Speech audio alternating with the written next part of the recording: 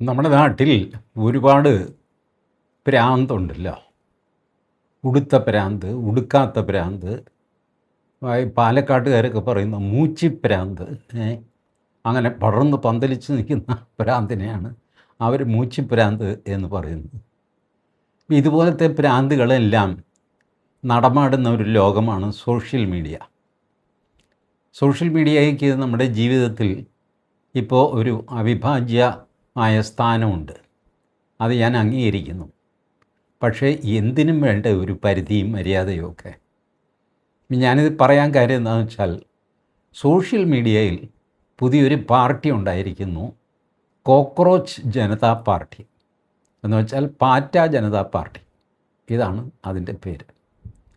ഇപ്പോൾ ദേ ഈ 18-ാം തീയതി ഉണ്ടായതാണ്. ഞാനിത് കൗതുകത്തോടെ അങ്ങനെ നോക്കിയിരിക്കുകയായിരുന്നു, ഇതെന്താ സംഭവം.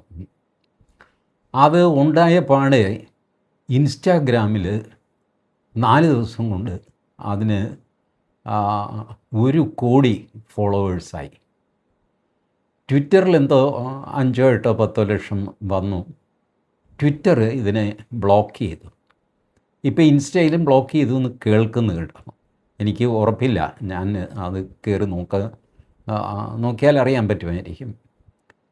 ഏതായാലും ട്വിറ്റർ ഇവരെ വിത്ത്ഹോൾഡ് ചെയ്തു എന്ന് പറഞ്ഞിട്ട് അവർ ഡിസ്പ്ലേ ചെയ്തു.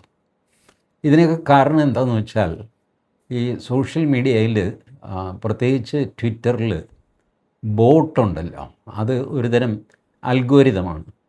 അത് വെച്ചിട്ട് നമുക്ക് നമ്മുടെ ഫോളോവേഴ്സിൻ്റെ എണ്ണം കൂട്ടാം. ഞാൻ കൂടുതലും സോഷ്യൽ മീഡിയയിൽ ട്വിറ്ററാണ് ഉപയോഗിക്കുന്നത്.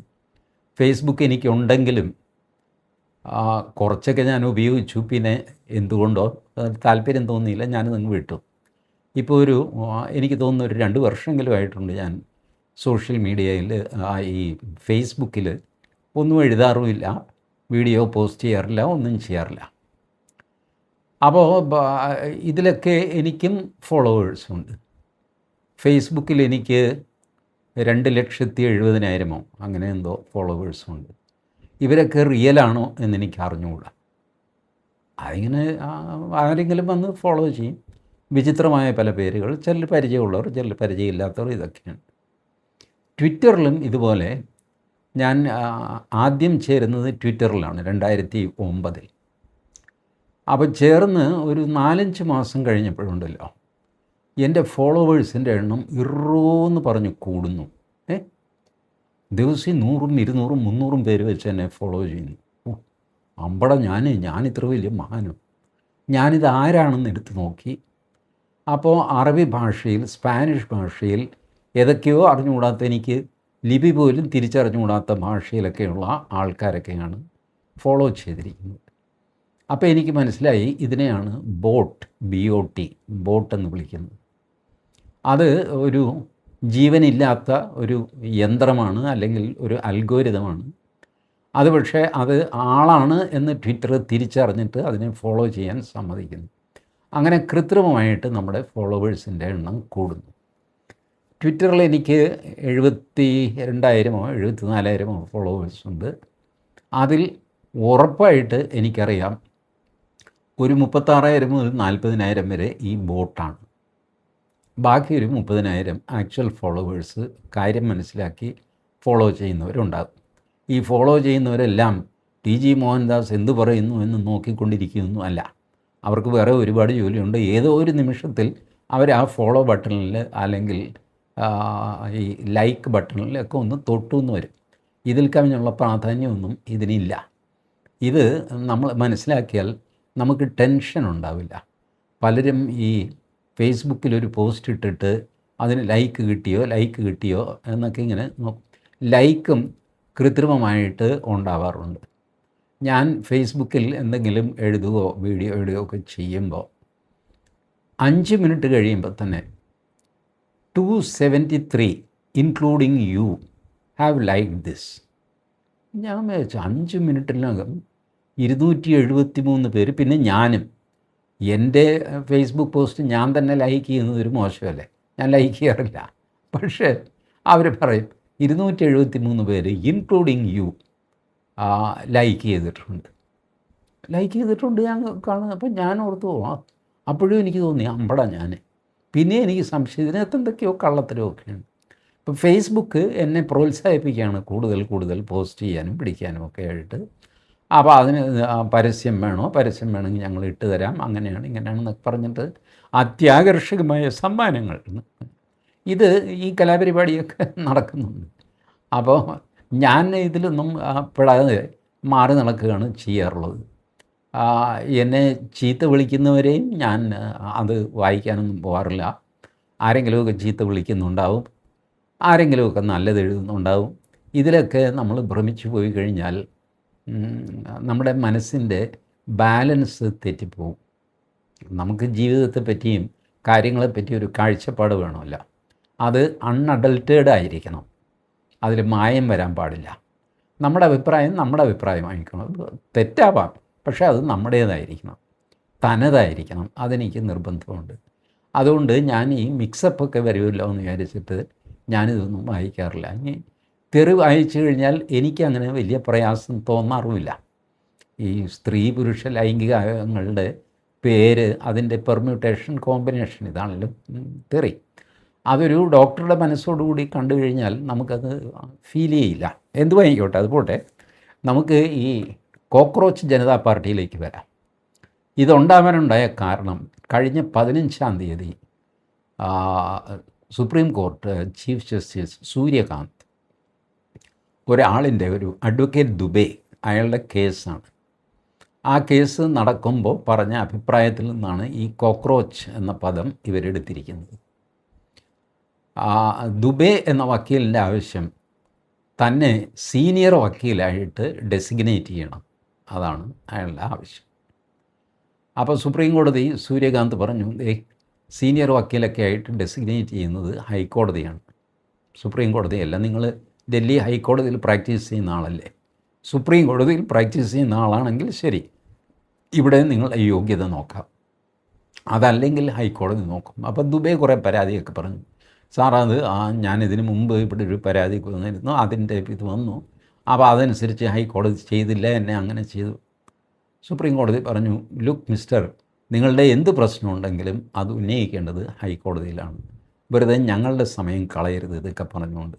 ഒന്നാമത് റിട്ട് പെറ്റീഷനുമായിട്ടൊന്നും ഇതിന് വരാൻ പാടില്ല. സീനിയർ വക്കീൽ എന്നുള്ള സീനിയർ ഡെസിഗ്നേറ്റഡ് അഡ്വക്കേറ്റ് എന്ന് പറയുന്നത് നിങ്ങളുടെ യോഗ്യത അനുസരിച്ച് ഹൈക്കോടതി തരുന്ന ഒരു സമ്മാനമാണ്, ഒരു സം സോർട്ട് ഓഫ് പ്രൊമോഷൻ എന്ന് പറയാൻ പാടില്ല. ഏതായാലും അല്പം സീനിയറാണ് ആൾ എന്ന് വരുത്തുന്നത് സീനിയർ ഡെസിഗ്നേഷൻ കൊടുത്തിട്ടാണ്. അതുകൊണ്ട് എന്ത് സംഭവിക്കും, പലപ്പോഴും 10-40 വർഷം പ്രാക്ടീസ് ചെയ്യുന്ന വക്കീൽ സീനിയർ വക്കീലാവില്ല.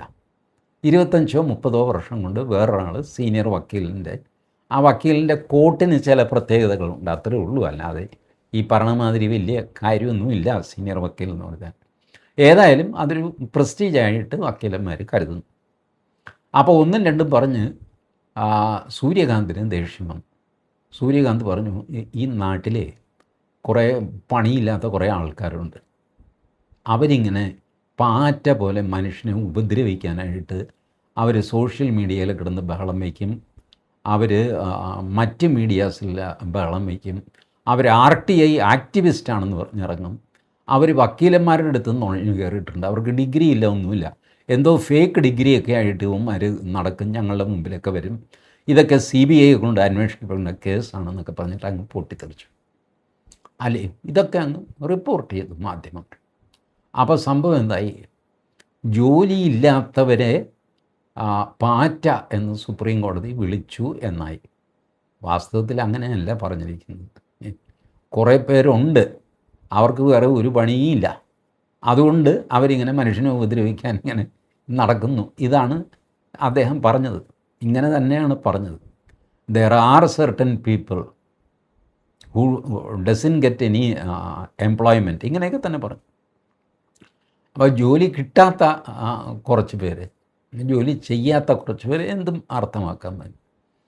അത് മുഴിപ്പിച്ചുകൊണ്ട് ജോലിയില്ലാത്തവരെ, അൺഎംപ്ലോയിഡ് യൂത്ത് നമ്മുടെ നാട്ടിലെ വലിയൊരു പ്രശ്നമാണല്ലോ, തൊഴിലെടുക്കായ്മ എന്നാണ് അതിനെ വിളിക്കേണ്ടത് ശരിക്കും. തൊഴിലില്ലായ്മ ഒന്നുമില്ല, നാട്ടിലിഷ്ടം പോലെ തൊഴിലുണ്ട്. അതെടുക്കാൻ നമുക്ക് പറ്റില്ല. അതുകൊണ്ടാണല്ലോ ബംഗാളിയും ഗുജറാത്തിയും മറാഠിയൊക്കെ ഇവിടെ വരുന്നത്. എന്തു പറയട്ടെ, അത് വേറൊരു വിഷയം. ഇതിൽ കയറി കുറേ പേര് ചൂടായിട്ട് ഒരാൾ അഭിജിത്ത് ദീപ് കെ എന്ന മഹാരാഷ്ട്രക്കാരൻ, അയാളാണ് ഈ കോക്രോച്ച് ജനതാ പാർട്ടി എന്ന് പറഞ്ഞ് തുടങ്ങുന്നത്. അത് ട്വിറ്ററിലിട്ട് കുറേ പേര് ഫോളോ ചെയ്തു. ഈ പിള്ളേർക്ക് ഇത് ഇഷ്ടപ്പെട്ടു. കോക്രോച്ച് ജനതാ പാർട്ടി കൊള്ളാം. അതിലയാൾ പറഞ്ഞു, മടിയന്മാരും തൊഴിലില്ലാത്തവരുമായ യുവാക്കൾ ഇതിൽ ജോയിൻ ചെയ്യുക, ഈ പാർട്ടിയിൽ ജോയിൻ ചെയ്യുക. അപ്പോൾ എല്ലാവരും കൂടെ, ഒരു തമാശയാണല്ലോ ഇത്, ഞാനും മടിയനാണ് എന്നൊക്കെ പറഞ്ഞിട്ട് പറയുക, ഞാൻ യുവാവാണെന്ന് പറഞ്ഞിട്ട് 65 വയസ്സുള്ള കിളവനായിരിക്കും, ഇത് തിരിച്ചറിയാൻ പറ്റില്ല സോഷ്യൽ മീഡിയയിൽ. അയാളും യുവാവാണെന്നൊക്കെ പറഞ്ഞിട്ട് അയാൾ ചേരുക. ഇങ്ങനെ ഈ തമാശ അങ്ങ് വർദ്ധിച്ചു വന്നു. അപ്പോൾ എല്ലാവരും കൂടെ ചാടി വീണു. അപ്പോൾ കോക്രോച്ച് ജനതാ പാർട്ടി എന്ന് കേട്ട് കഴിഞ്ഞപ്പോൾ ഈ സംഗതി ഇത് മോദിക്കിട്ടുള്ളൊരു പണിയാണ് എന്ന് ബാക്കിയുള്ളവർക്ക് മനസ്സിലായി. രാഷ്ട്രീയ കക്ഷികളൊക്കെ ഇത് ശ്രദ്ധിച്ചു, ഇവനിങ്ങനെ ചെയ്യുന്നത്. അപ്പോൾ ഇതിൻ്റെ പിന്നിൽ ആരാണെന്ന് അന്വേഷിച്ച് കഴിഞ്ഞപ്പോൾ ഈ അഭിജിത്ത് ദീപ് കെ ഉണ്ട്, പിന്നെ നമ്മുടെ ധ്രുവ റാഠിയുണ്ട്. അത് ശരി, അപ്പോൾ കാര്യം വ്യക്തമായി. മഹുവ മൊഹിത്ര ചാടി വീണു, ഞാൻ നിങ്ങളെ സപ്പോർട്ട് ചെയ്യുന്നു എന്ന് പറഞ്ഞു. അവരെന്തിലും ചാടി വീഴുന്നതാണ്, അത് മോദിക്കെതിരായിരിക്കണം എന്നേ ഉള്ളൂ. കീർത്തി ആസാദ്, നമ്മുടെ പഴയ ക്രിക്കറ്റർ, പുള്ളിയും ചാടി വീണു, എന്നെ കൂടെ ചേർക്കുമോ എന്നൊക്കെ ചോദിച്ചു. പിന്നെ ചേട്ടനെ ചേർത്തില്ലെങ്കിൽ ആരെയാണ് ചേർക്കുന്നതെന്ന് പറഞ്ഞു. ഇവ മഹുവ മൈത്രയൊക്കെ തൊഴിലില്ലാത്തവരാണോ എനിക്കറിഞ്ഞുകൂടാ. മാത്രമല്ല, ഇതിൽ ചേരുന്നതിലൂടെ ഒരു കാര്യം നിങ്ങൾ പരസ്യപ്പെടുത്തുകയാണ്, ഞാനൊരു മടിയനാണ് അല്ലെങ്കിൽ മടിച്ചയാണ്. സംഭവം ഏതായാലും ക്ലിക്കായി. അത്ഭുതകരമെന്ന് പറയട്ടെ, മെയിൻ സ്ട്രീം മീഡിയ ഇതിൽ ചാടി വീണു. പ്രത്യേകിച്ച് ഇന്ത്യ ടുഡേ, BBC, പിന്നെ ഫോർബ്സ്, പിന്നെ ഇവർ അൽ ജസീറ, ഇവരൊക്കെ ഇത് വാർത്തയാക്കി. അപ്പം പിന്നെ നമ്മുടെ മലയാള മാധ്യമങ്ങൾ നിൽക്കുമോ? എല്ലാ മാധ്യമങ്ങളും കോക്രോച്ച് ജനതാ പാർട്ടി ദേ ഉണ്ടതിരിക്കാൻ പോകുന്നു, അങ്ങനെയാണ് ഇങ്ങനെയാണ്, ഇതെങ്ങാനും തീർന്നു പോകുമെന്നാണ് എൻ്റെ പേടി എന്നൊക്കെ പറഞ്ഞ്. തീർന്നു പോയി കഴിഞ്ഞാൽ ആകാശം ഇടിഞ്ഞ് വീഴുമല്ലോ. ഇയാൾ ആൾക്കാരെ പൊട്ടന്മാരാക്കിക്കൊണ്ട് ഇയാളുടെ മാനിഫെസ്റ്റോ ഇറക്കി. പുള്ളി പറഞ്ഞു, അതിനകത്ത് റിട്ടയർഡായി കഴിഞ്ഞാൽ ജഡ്ജിമാർക്ക് വേറെ ഒരു ഉദ്യോഗവും ചെയ്യാൻ സമ്മതിക്കില്ല, ഇയാളുടെ സമ്മതം വേണം. അല്ല, അതിനർത്ഥം CJP എന്ന് പറയുന്ന കോക്രോച്ച് ജനതാ പാർട്ടി അധികാരത്തിൽ വന്നു കഴിഞ്ഞാൽ ആദ്യം നിർത്തുന്നത് ജഡ്ജിമാരുടെ ആഫ്റ്റർ റിട്ടയർമെൻറ്റ് അസൈൻമെൻ്റ് ആയിരിക്കും. അപ്പോൾ എല്ലാവർക്കും മനസ്സിലായല്ലോ, ഇത് ചീഫ് ജസ്റ്റിസിനോടുള്ള ഒരു കുത്താണ് അതിലാണ് ആശാൻ കയറി പിടിച്ചിരിക്കുന്നത്. പിന്നെയും കുറേ ഉണ്ട്. ഈ മോദിക്ക് 850 സീറ്റാക്കാൻ സമ്മതിക്കില്ല. അതിന് കാര്യം എന്താണെന്ന് വെച്ചാൽ, പുള്ളി പറയുന്നത് ഈ 272 സീറ്റാണ് ലോക്സഭയിൽ ഭൂരിപക്ഷത്തിന് വേണ്ടത്. മോദിക്ക് ആ സീറ്റ് തികയുന്നില്ല, അതുകൊണ്ട് മോദി സീറ്റ് കൂട്ടുന്നു. അതാണ് ഈ 850. അപ്പോൾ 850 സ്ഥലത്ത് മത്സരിച്ച് കഴിയുമ്പോൾ എങ്ങനെ പോയാലും 272 കൂടുതൽ കിട്ടുമല്ല. അപ്പോൾ പുള്ളിക്ക് ഭൂരിപക്ഷമാകും. എൻ്റെ ദൈവമേ, ഈ പയ്യൻ്റെക്ക് വെളിവ് കേട്. എന്നിട്ട് ഇവനെയൊക്കെ പൊക്കിക്കൊണ്ട് നടക്കാൻ ആണോ? 850ൻ്റെ പകുതി വേണ്ടേ ഭൂരിപക്ഷം? അതവന് നോട്ടില്ല, അവന് 272 കിട്ടുമല്ലോ. അപ്പോൾ മോദിക്ക് ഭൂരിപക്ഷമാകും.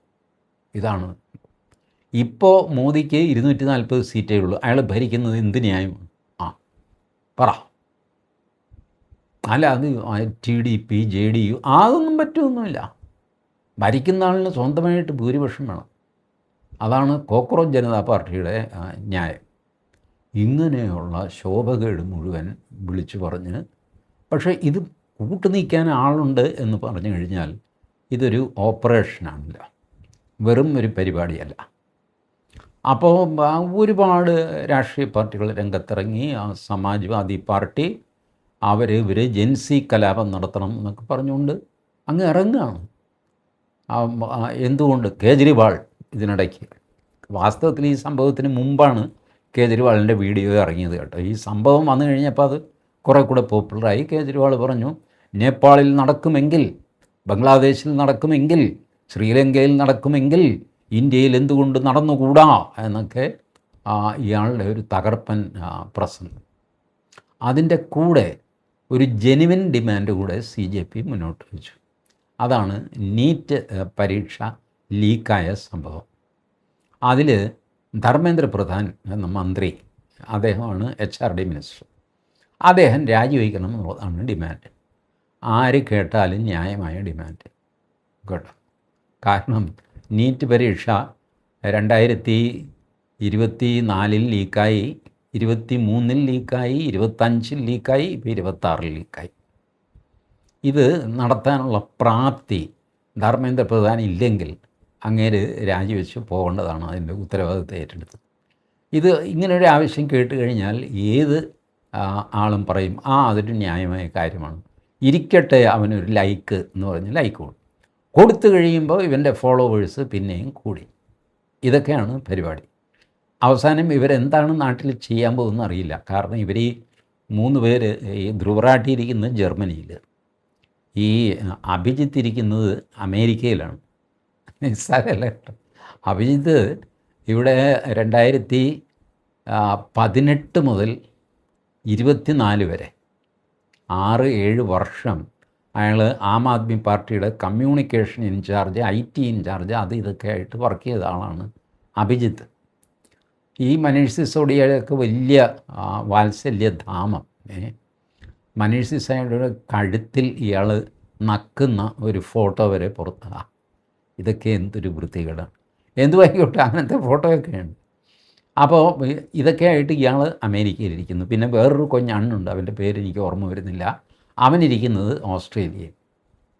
അപ്പോൾ ജർമ്മനി, അമേരിക്ക, ഓസ്ട്രേലിയ ചേർന്നാണ് ഇന്ത്യയിൽ ജെൻസി കലാപം ഉണ്ടാക്കാൻ പോകുന്നത്. 10 പിള്ളേർ ഇതിൻ്റെ കൂടെ ഉണ്ടാകുമോ എന്ന് എനിക്കറിയില്ല. 10 പിള്ളേർ. ഇതുവരെ ആരും കലാപത്തിനായിട്ട് റോഡിൽ ഇറങ്ങിയിട്ടില്ല. എപ്പോഴാണ് റോഡിലിറങ്ങാനുള്ള ആഹ്വാനം വരുന്നതെന്നറിയില്ല. ഇതിനിടയ്ക്ക് പണ്ടാരണങ്ങാനായിട്ട് ഇതിൻ്റെ കൗണ്ടറായിട്ട് എൻ്റെ ദൈവമേ, ബേഗോൺ ജനതാ പാർട്ടി, ഈ ബേഗോൺ സ്പ്രേ എന്ന് പറഞ്ഞിട്ട് പാർട്ടിക്ക് അടിക്കുന്ന സാധനമുണ്ട്, അത് വെച്ചിട്ട് ബേഗോൺ ജനതാ പാർട്ടി.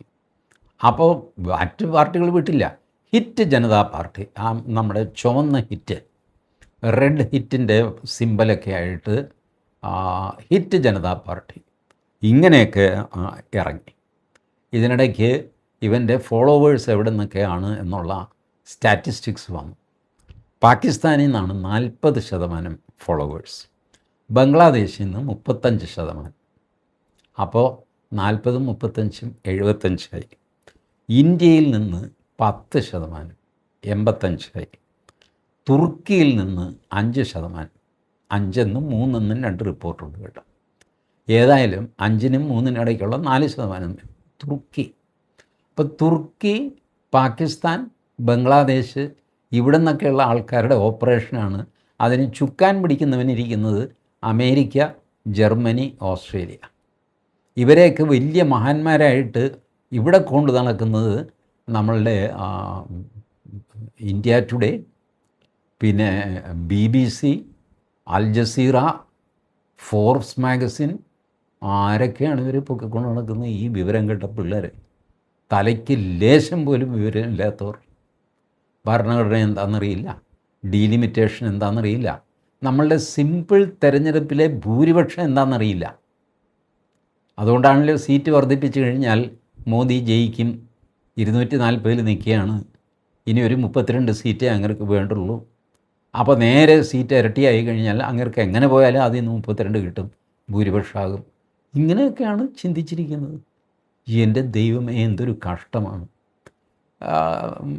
ഇൻഫർമേഷൻ ടെക്നോളജി, അതിൽ നിന്ന് ഉൽപ്പന്നം ഉണ്ടായതാണ് സോഷ്യൽ മീഡിയ. ഈ സോഷ്യൽ മീഡിയ കൊണ്ട് രാഷ്ട്രീയ പാർട്ടികൾക്ക് പ്രയോജനമുണ്ടോ? ഉണ്ട്. പക്ഷേ സോഷ്യൽ മീഡിയ മാത്രം കൊണ്ട് നിങ്ങൾക്ക് തിരഞ്ഞെടുപ്പ് ജയിക്കാൻ പറ്റില്ല, സാധ്യമല്ല. സോഷ്യൽ മീഡിയ മാത്രം വെച്ച് പ്രത്യേകിച്ച് ഇന്ത്യയിൽ നിങ്ങളൊരു തിരഞ്ഞെടുപ്പ് ജയിക്കാൻ പോകുന്നില്ല. ഞാൻ പറയട്ടെ, ഇപ്പോൾ ബംഗാളിൽ നടന്ന തിരഞ്ഞെടുപ്പിൻ്റെ പോളിംഗ് നോക്ക്, 92%, 93% ഒക്കെയാണ്. ഇതിൽ ജെൻസി ഇല്ലേ? ആ ജെൻസിയും കൂടെ ചേർന്നല്ലേ വോട്ട് ചെയ്തിരിക്കുന്നത്? അതോ അവിടുത്തെ ചെറുപ്പക്കാരെല്ലാം കേട്ട് ഞാൻ ചത്തോ? അപ്പോൾ ഈ ധ്രുവറ ടീം ഈ കിഴങ്ങനൊന്നും ഇല്ലാതെ തന്നെ ചെറുപ്പക്കാർ വോട്ട് ചെയ്യുന്നുണ്ട്. അവർക്ക് തിരഞ്ഞെടുപ്പ് എന്താണെന്നറിയാം, അവർക്ക് ഭരണഘടന എന്താണെന്നറിയാം, ഇലക്ഷൻ എങ്ങനെയാണ് നടക്കുന്നതെന്നറിയാം, ഭൂരിപക്ഷം എന്നാൽ എന്താണെന്നറിയാം, ഒക്കെ അറിയാം. നിങ്ങൾ നോക്കുന്ന പ്രധാനപ്പെട്ട 4 സംസ്ഥാനങ്ങളിൽ തിരഞ്ഞെടുപ്പ് നടന്നു ഇല്ലേ? ആസാം, ബംഗാൾ, കേരളം, തമിഴ്നാട്. ആസാമിലും ബംഗാളിലും BJP ജയിച്ചു. 2 സ്ഥലത്തും ഏകദേശം 90-93% പോളിംഗ് ഉണ്ടായിരുന്നു. കേരളത്തിൽ UDF ജയിച്ചു, അഥവാ കോൺഗ്രസ് ജയിച്ചു. തമിഴ്നാട്ടിൽ മൂന്നാമതൊരു താരോദയം TVK ജയിച്ചു. ഇതല്ലേ ജനാധിപത്യം എന്ന് പറയുന്നത്? ഇതല്ലേ ജനാധിപത്യം? ഇതിൽ അട്ടിമറിയും കൊസറാക്കൊള്ളിയും കള്ളത്തരവും ഉണ്ടെങ്കിൽ എങ്ങനെയാണ് TVKയും കോൺഗ്രസും ജയിക്കുക? അതോ ബംഗാളിലും ആസാമിലും മാത്രം കൃത്രിമം കാണിച്ചു തമിഴ്നാട് പോട്ടെ എന്ന് വെച്ചു, അങ്ങനെയാണ്? അല്ലല്ലോ. അപ്പോൾ ഈ വക കള്ളത്തരങ്ങളും കൊണ്ട് ജൻസി കലാപം ഉണ്ടാക്കാനായിട്ട് ദൈവത്തെ ഓർത്ത് ഇറങ്ങരുത്. ജൻസികളോടും എനിക്കൊന്ന് പറയാനുള്ളത്, ഈ തൊഴിലില്ലായ്മ, ഞാൻ തൊഴിലില്ലാത്തവനാണ് എന്ന് പറയുന്നത് ഒരുതരം എൻറ്റൈറ്റിൽമെൻ്റായിട്ട് കൊണ്ടു നടക്കരുത്. ഞാൻ തൊഴിലില്ലാത്തവനാണ്, അതുകൊണ്ട് എനിക്ക് എന്ത് അലമ്പും കാണിക്കാൻ അവകാശമുണ്ട് എന്ന് വിചാരിക്കരുത്. തൊഴിൽ കണ്ടെത്താത്തതിൻ്റെ ഉത്തരവാദിത്വം നിങ്ങൾക്കും കൂടെ ഉള്ളതാണെന്ന് വിചാരിക്കുക. നമ്മൾ ഈ പഠിച്ച് പരീക്ഷ പാസ്സായി കഴിയുമ്പോഴുണ്ടല്ലോ, ഞാൻ തീരുമാനിക്കുന്ന ശമ്പളത്തിൽ, ഞാൻ തീരുമാനിക്കുന്ന സ്ഥലത്ത് എനിക്ക് ജോലി തരേണ്ട ജോലി സർക്കാരിൻ്റെയാണ്, ഇങ്ങനെ വിചാരിച്ചാൽ നിങ്ങളുടെ ജീവിതം കോഞ്ഞാട്ടയായി പോകും. എൻ്റെ ചെറുപ്പകാലത്ത് ഞാൻ എൻജിനീയറിംഗ് പാസ്സായവനാണ്. BSc engineering, electronics and communication എന്നാണ് ഞാൻ പാസ്സായ ഡിഗ്രി. പ്രശസ്തമായ CETയിൽ നിന്ന് പാസ്സായവനാണ്. 1.5 വർഷം കേരളത്തിൽ തേരാപ്പാര തേണ്ടി നടന്നു, എനിക്ക് ജോലി കിട്ടിയില്ല. ഞാൻ ആരോടും പരാതിയൊന്നും പറഞ്ഞില്ല. ഞാൻ അവിടെ ഇവിടെ അപ്രൻറ്റീസ്, ട്രെയിനി, അത് ഇത് എന്നൊക്കെ പറഞ്ഞിട്ട് ആകെ 280 രൂപയൊക്കെയാണ് കിട്ടുന്നത് ഒരു മാസം. കഷ്ടിച്ച് ഭക്ഷണം കഴിക്കാനുള്ള കാശ്, വീട്ടിൽ കൊടുക്കാൻ അതിന് കാശൊന്നും കിട്ടില്ല. വീട്ടിൽ നിന്ന് കാശ് വാങ്ങാൻ അഭിമാനം അനുവദിക്കുന്നുമില്ല. വാസ്തവത്തിൽ തേരാപ്പാര തേണ്ടി ഞാൻ ചെയ്യാത്ത ജോലികളൊന്നുമില്ല. പിന്നീട് ഞാൻ കേരളത്തിന് പുറത്തു പോയി ജോലി കണ്ടുപിടിച്ചു, ചെയ്തു.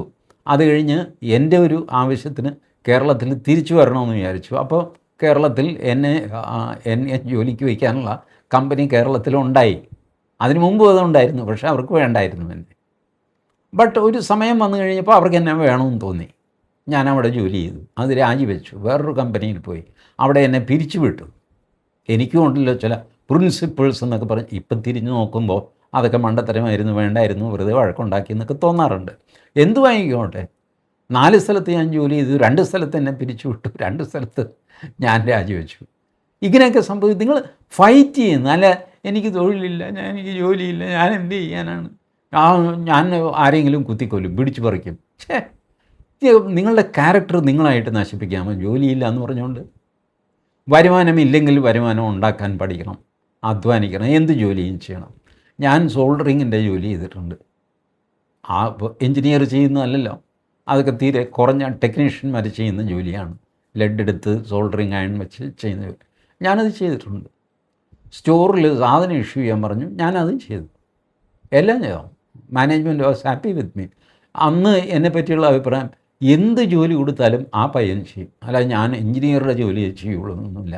എവിടെയാണോ മാൻ പവർ ഷോർട്ടേജ് ഉള്ളത് അവിടെ ഈ മോഹൻദാസിനെ വിട്ടാൽ മതി, അവനത് ചെയ്തോളും.